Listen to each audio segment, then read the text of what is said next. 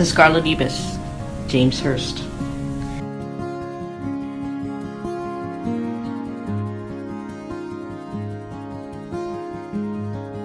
It was in the clove of seasons. Summer was dead, but autumn had not yet been born, that the ibis lit in the bleeding tree. The flower garden was strained with rotting brown magnolia petals, and iron reeds grew rank amid the purple phlox. The 5 o'clocks by the chimney still marked time, but the oriole nest in the elm was untenanted and rocked back and forth like an empty cradle. The last graveyard flowers were blooming, and their smell drifted across the cotton field and through every room of our house, speaking softly the names of our dead.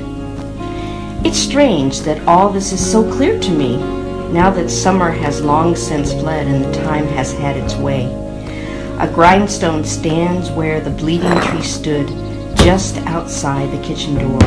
And now, if an oriole sings in the elm, its song seems to die up in the leaves, a silvery dust. The flower garden is prim, the house a gleaming white, and the pale fence across the yard stands straight and spruce. But sometimes, like right now, as I sit in the cool, green-draped parlor, the grindstone begins to turn, and in time with all its changes is ground away. And I remember Doodle. Doodle was just about the craziest brother a boy ever had.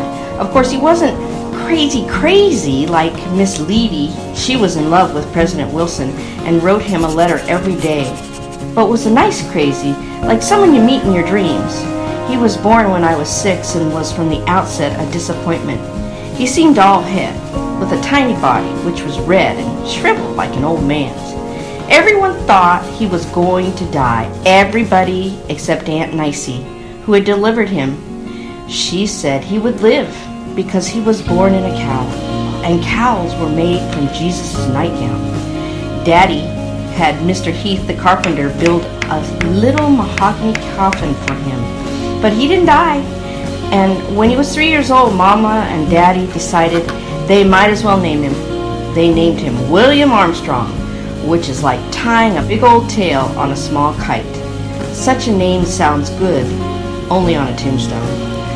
I thought myself pretty smart at many things, like holding my breath, running, jumping, and climbing the vines in Old Woman Swamp.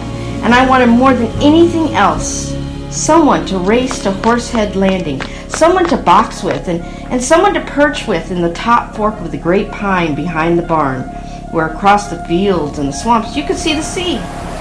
I wanted a brother.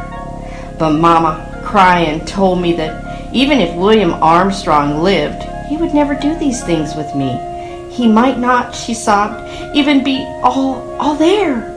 He might, as long as he lived, lie on a rubber sheet in the center of the bed in the front bedroom, where the white marquisette curtains billowed out in the afternoon sea breeze, rustling like palmetto fronds. It was bad enough having an invalid brother, but having one who possibly was not all there was unbearable.